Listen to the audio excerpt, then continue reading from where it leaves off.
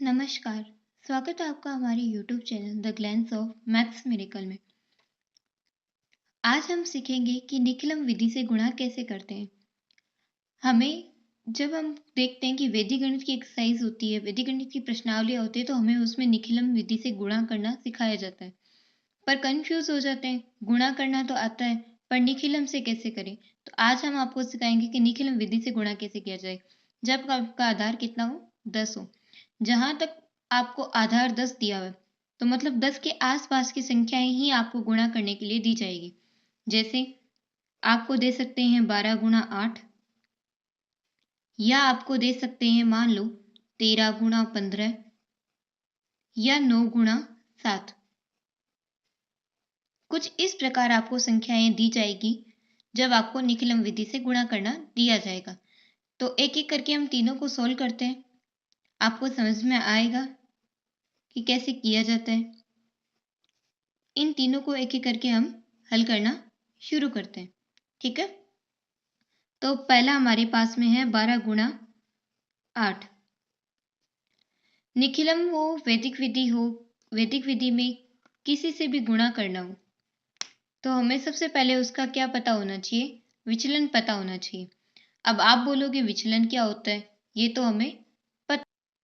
विचलन क्या से ज्ञात करते हैं, किसी भी संख्या का विचलन बराबर संख्या माइनस आधार। आपकी संख्या कितनी है, 12। आधार आपके पास में कितना है, 10। तो 12 में से 10 घटाएंगे तो आपके पास में कितना आएगा, 2।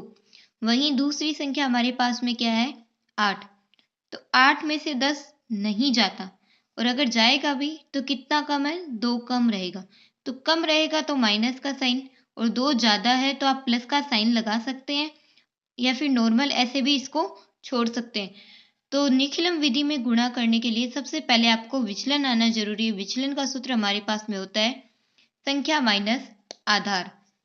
तो आधार जितना आपको दिया हुआ रहता है, क्वेश्चन में दिया हुआ रहेगा कि 10 के आधार पे करो, 100 के आधार पे करो, तो वो आपको देखना है और उस हिसाब से ही आपको क्या ज्ञात करना है, विचलन ज्ञात करना है। तो आइए आगे शुरू करते हैं कि इसको गुणा कैसे करते हैं। जैसे 12 है तो हमने 12 लिख दिया, 12 का विचलन कितना है, प्लस का 2, तो वो इसके सामने लिख देंगे। वहीं 8 है तो 8 लिख देंगे, 8 का विचलन माइनस का 2, तो माइनस का 2 लिख देंगे। इसके 2 भाग हमें करने होते हैं, ठीक है। कितने भाग करने होते हैं, 2। पहला इधर और दूसरा इधर, ये 2 भाग हमारे पास में होते हैं। इन 2 भाग करने के बाद में इनका एक सूत्र होता है, वो क्या होता है, पहले भाग का सूत्र होता है हमारे पास में संख्या प्लस दूसरी संख्या का विचलन, और इधर क्या आता है, विचलनों का गुणा।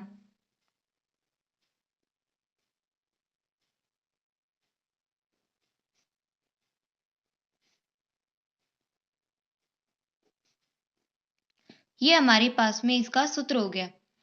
अब संख्या कोई सी भी ले सकते हो, अगर आप 12 ले रहे हो तो दूसरी संख्या क्या हो गई इसकी, 8, तो इसका विचलन क्या है, माइनस का 2, तो 12 माइनस 2 करोगे।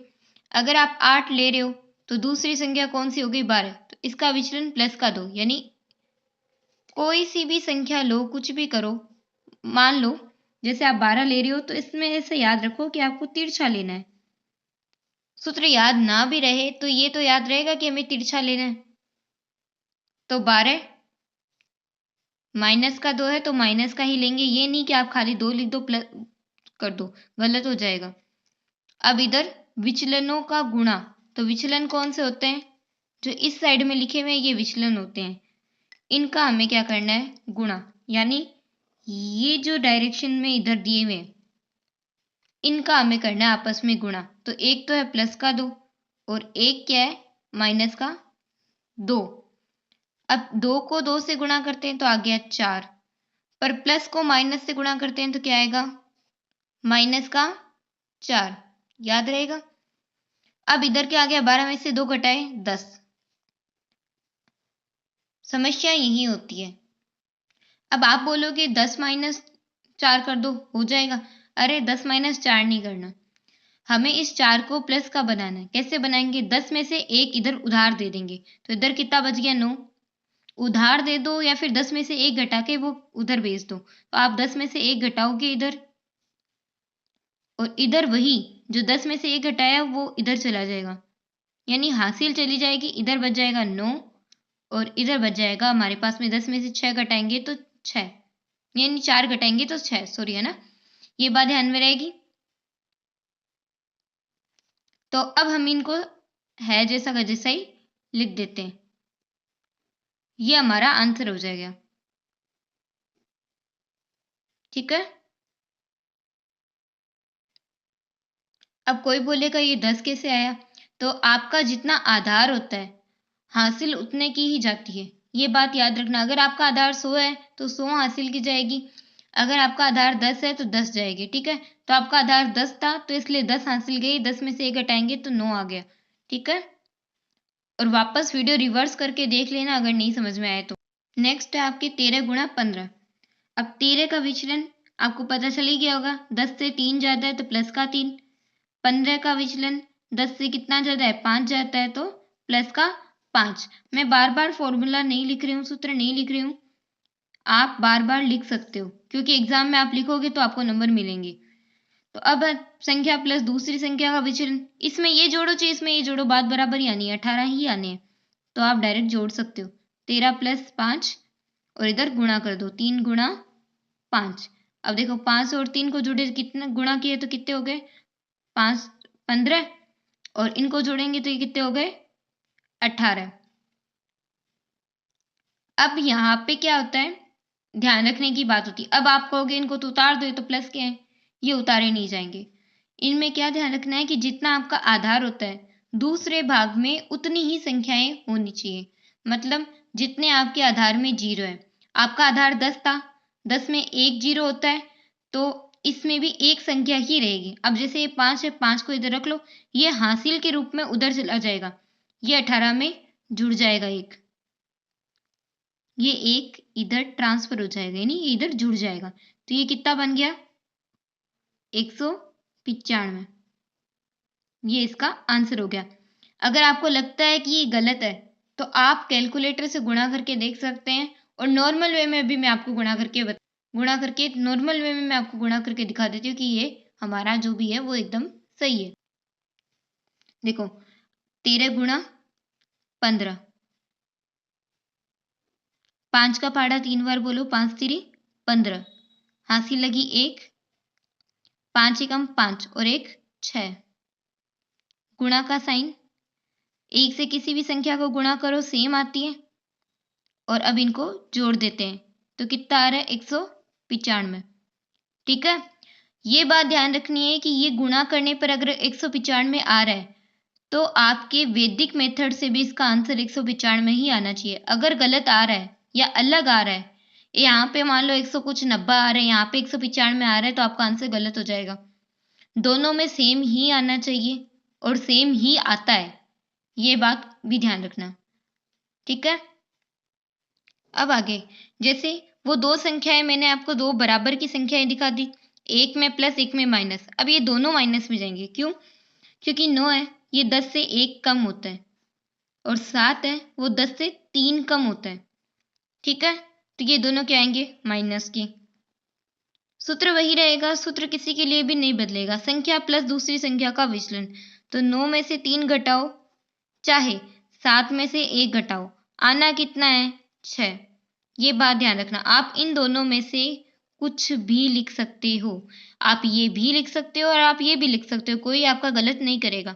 इधर होगा विचलनों का गुणा, मतलब इन संख्याओं का गुणा, तो माइनस का साइन रहने देना, हटाना मत अगर दिया हुआ है तो यहाँ पे।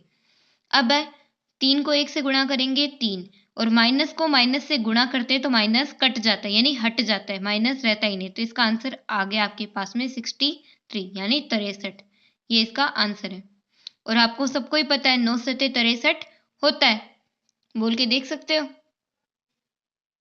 ये तो था जब हमारा आधार कितना हो? 10। अब अगर हमारे पास में आधार कितना हो? 100। अगर आधार 100 हो तो कैसे करें? दिक्कत तो सब में ही आती है। अगर आधार 10 है तो हमने कर लिया, पर आधार 100 है तो क्या पता चेंज हो जाए या कुछ बदल जाए। कुछ नहीं बदलता। जैसे इसमें मान लो आपको दिया हुआ है कि आपको गुणा करना है 98 गुणा 102, ठीक है। तो 98 जो है वो 100 से कितना कम है? माइनस का 2। और जो 102 है वो 100 से कितना ज्यादा है? प्लस का 2। इतना ही तो ज्यादा है। सूत्र वही रहेगा, सूत्र चेंज नहीं होगा। संख्या प्लस दूसरी संख्या का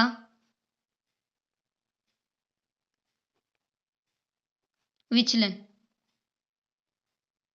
और इधर आ जाएगा हमारे पास में विचलनों का गुणा।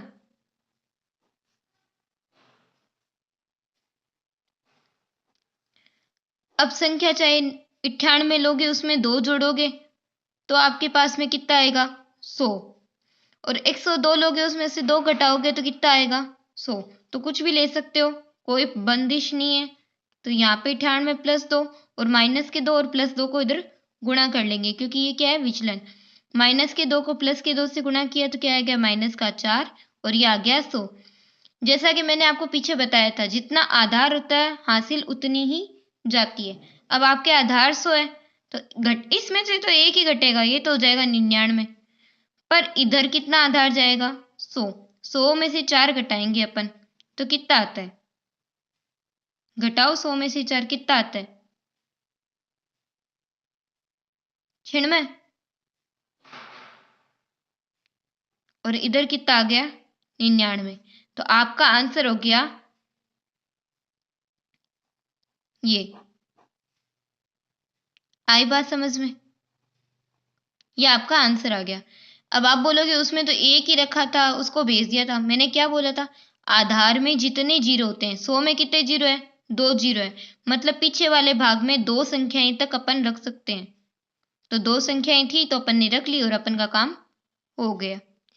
गुणा करने के लिए आपको सूत्र का आना जरूरी है। सबसे पहली बात कि सूत्र आना जरूरी है। दूसरी बात, विचलन निकालना आना सबसे ज्यादा जरूरी है। अगर आपको विचलन निकालना आता है तो निखिलम आपके मिनटों का काम है, चुटकियों में हो जाएगा, है ना। मिनटों का काम चुटकियों में हो जाएगा अगर आपको सूत्र याद है तो मैंने यहाँ पे विचलन ज्ञात करने का सूत्र भी बताया है और ये भी सूत्र बताया है। तो आप वीडियो को एकदम अच्छे से देखना। नहीं समझ में वापस रिवर्स करके देख लेना, आपको अच्छे से समझ में आ जाएगा। जहाँ पे कम हो माइनस का साइन, जहाँ ज्यादा हो प्लस का साइन आएगा। माइनस प्लस को गुणा करते हैं तो माइनस आता है, माइनस माइनस को गुणा करने पर प्लस आता है। ठीक है, आशा आपको समझ में आ गया होगा।